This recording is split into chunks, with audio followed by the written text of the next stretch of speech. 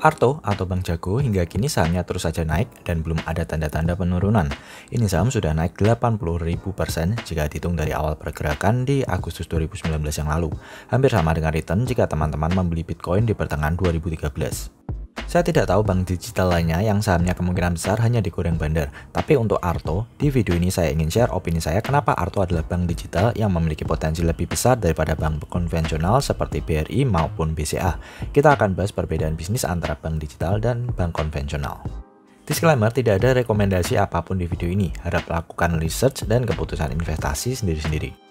Sebelum membahas lebih jauh, saya juga mau sampaikan bahwa belum ada kejelasan mengenai apa peran Bank Jago sesungguhnya di dalam ekosistem GoTo.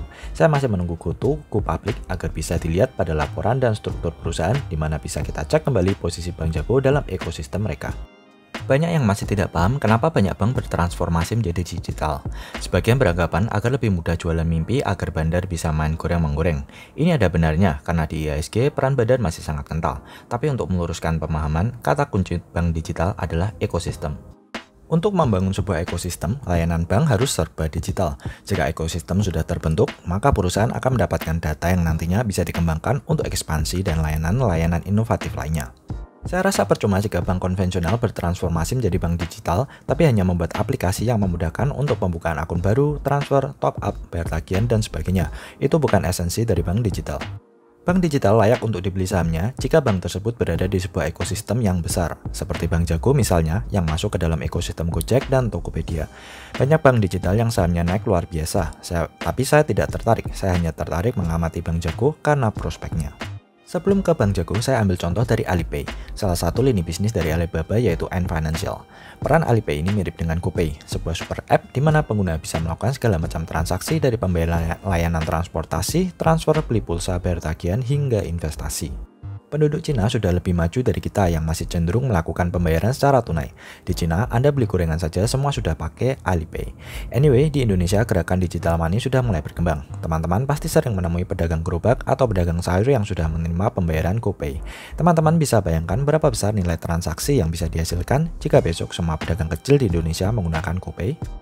Ini adalah gambaran dari ekosistem Alipay di mana Alipay bertindak sebagai jembatan atau infrastruktur digital untuk segala transaksi dari semua layanan Alibaba Group dari transportasi, hiburan, belanja, pinjaman, investasi, healthcare, pendidikan, asuransi, dan masih banyak layanan lainnya. Saking besarnya bisnis ini hingga pemerintah harus menunda IPO Ant Financial karena bisnisnya sudah seperti bank tapi tidak diregulasi dengan aturan perbankan. GoPay menggandeng Bank Jago agar tidak terkena masalah seperti Ant Financial. Prediksi saya ke depan Bank Jago akan diposisikan di belakang GoPay sebagai infrastruktur untuk mendukung seluruh transaksi yang terjadi di dalam ekosistem Gojek dan Tokopedia tentunya. Ini adalah gambaran dari ekosistem Bank Jago di mana sangat mirip dengan Alipay. Bank Jago akan menyasar dua segmen utama yaitu segmen lifestyle dan produk solusi keuangan. Sekilas layanan ini juga bisa teman-teman temui di hampir seluruh layanan bank konvensional. Lalu apa yang membuat bank digital bisa bersaing dengan bank konvensional semi-digital? Persaingan bank digital dan bank konvensional bukan di medan perebutan jumlah nasabah, tapi di jumlah transaksi yang dihasilkan. Ini masih banyak yang belum mengerti. Kebanyakan menilai keberhasilan Bank Jago diukur dari banyaknya nasabah dibandingkan dengan nasabah bank konvensional. Saya sendiri masih menjadi nasabah di bank konvensional. Saya juga tidak ada rencana membuka akun di Bank Jago dalam waktu dekat ini. Saya masih nyaman-nyaman saja dengan layanan bank konvensional. Hanya sekarang saya lebih sering menggunakan GoPay daripada layanan mobile banking dari bank konvensional. Menurut saya Bank Jago juga tidak terlalu butuh mencari nasabah sebesar bank konvensional. Kenapa? Karena Bank Jago mau cari nasabah atau tidak, mereka sudah otomatis mendapatkan transaksi dari seluruh pengguna di dalam ekosistem GoTo. Direktur Utama Bank Jago, Pak Karim, pernah berkata bahwa ke depan Bank Jago akan terintegrasi secara seamless ke dalam aplikasi Gojek, yang artinya besar kemungkinan bahwa besok semua pengguna Gojek dan mungkin Tokopedia juga akan secara otomatis memiliki akun Bank Jago. Jadi dana konsumen di dompet GoPay sudah terhubung langsung dengan akun Bank Jago konsumen sehingga tidak perlu repot-repot untuk melakukan top up dan sebagainya. Ini belum tentu terrealisasi ya, karena masih dalam tahap sangat awal. Tapi di masa depan bisa jadi cara Bank Jago mendapatkan nasabah dan revenue akan sangat berbeda dengan cara bank konvensional mendapatkan revenue atau interest income. Bank konvensional membutuhkan banyak nasabah yang menyimpan uang di bank agar uang deposit tersebut bisa diolah kembali menjadi kredit bagi para peminjam dan bank mengambil keuntungan dari selisihnya. Sedangkan Bank Jago memang bank yang sangat kecil, tapi mereka bergabung dengan GoTo, di mana ada miliaran hingga triliunan transaksi per bulan di dalamnya. Dan jika Bank Jago memang beneran menjadi infrastruktur keuangan utama di dalam ekosistem GoTo, maka teman-teman hitung saja sendiri pendapatan Bank Jago 10 tahun ke depan. Prediksi saya, Bank BRI, BCA, dan kawan-kawan akan tetap ada dan terus berkembang, tapi segmen pasar mereka akan lebih terfokus ke dalam segmen corporate, sehingga mungkin growth mereka akan melambat setiap tahun. Mungkin Bank BRI yang akan berebut transaksi di pembiayaan UMKM, di mana GoTo juga menyasar pasar pembiayaan di sektor UMKM.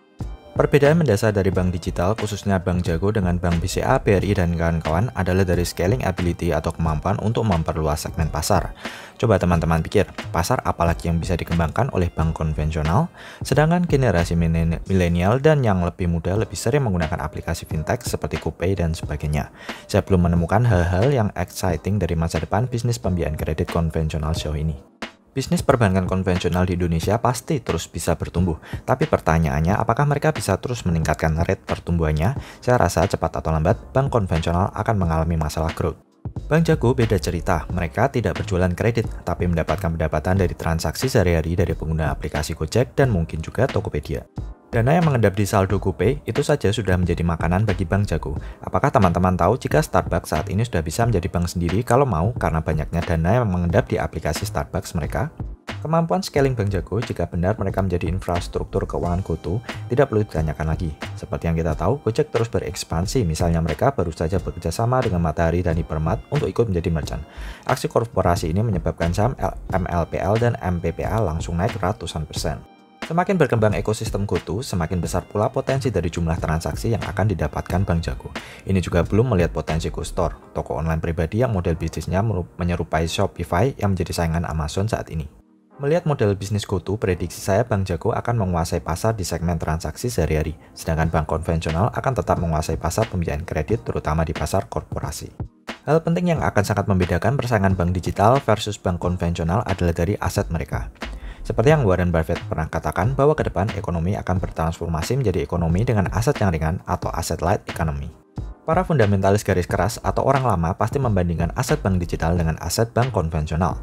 Selama ini mereka seperti menganggap investor yang membeli bank digital itu bodoh karena mau membeli bank yang tidak punya aset dan kantor cabang dan belum menghasilkan laba yang hanya jualan mimpi digital. Mereka ada benarnya, karena kita juga tidak tahu apakah bank digital beneran sukses atau tidak. Tapi di saat semua bisnis bertransformasi menjadi digital, berinvestasi di perusahaan yang asetnya besar tapi tidak produktif juga bisa menjadi masalah. Ingat perusahaan taksi versus Uber? Ingat mall retail versus e-commerce? Atau kalau masih belum sampai juga, coba dipahami kembali kenapa orang lebih suka mengirim email daripada ke kantor pos. Perusahaan yang bisa survive dalam persaingan saat ini adalah perusahaan yang biaya operasionalnya rendah atau mereka yang bisa memanfaatkan aset dan modal kerja seefektif mungkin untuk mencetak revenue sebesar mungkin. Saat ini, bank dengan aset terbesar adalah Bank Mandiri dengan aset 1.400 triliun. Sedangkan aset Bank Jago per Maret 2021 hanya 9,24 triliun. Kalau teman-teman membandingkan secara laporan keuangan, ya memang nggak bisa dibandingkan sama sekali.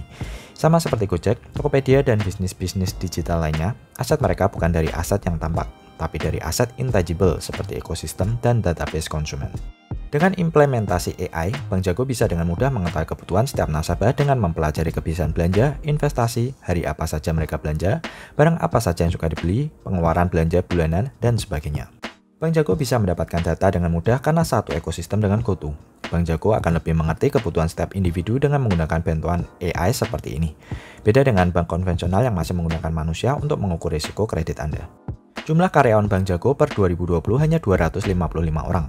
BCA sebagai bank terbesar saat ini memiliki karyawan 24.603 per 2020. BCA juga memiliki banyak sekali beban pengeluaran operasional lainnya selain gaji karyawan seperti pembelian gedung dan peralatannya.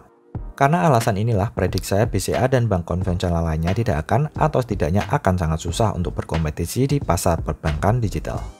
Bank konvensional harus memangkas banyak sekali aset mereka untuk bersaing di pasar digital, terutama di biaya atau fee transaksi.